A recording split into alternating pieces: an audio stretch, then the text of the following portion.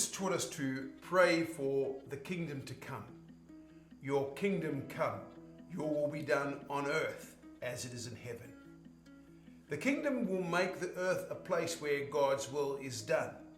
This change will mean the earth is transformed both spiritually and naturally. From a spiritual perspective, the kingdom will be dominated by love.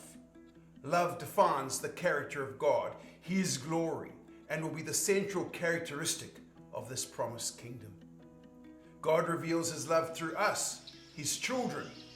The citizens of the kingdom will live in perfect love, and there will be no more hatred, anger, or greed. These changes spiritually will also lead to a transformation of the natural order of things. In the second letter of Peter, chapter 3, and at verse 13, Peter talks of it as a new heavens and a new earth, a time when the destruction and the pollution of the world that we live in now will be removed. In Revelation chapter 21, John sees a vision of this future kingdom. He says, "I saw a new heaven and a new earth, for the first heaven and the first earth had passed away, and there was no longer any sea. He will wipe away every tear from their eyes. There will be no more death or mourning or crying or pain, for the old order of things has passed away."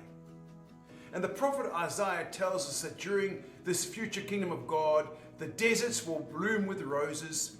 His beautiful vision is recorded for us in Isaiah chapter 35 and describes the conditions of the kingdom. It will be a time of peace and prosperity and harmony. Although the eternal kingdom is a future event that will be ushered in by the intervention of God through the physical return of Jesus Christ to the earth, the kingdom is being built right now. Its foundation stone, Jesus Christ, has been laid, and people like you and I are being called today to become citizens of the kingdom.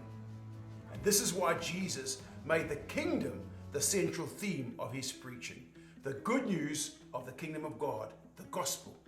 Jesus taught that the kingdom should be the most important priority in our daily living. He says in Matthew chapter 6, "Seek first God's kingdom and His righteousness, and all other things will be given to you."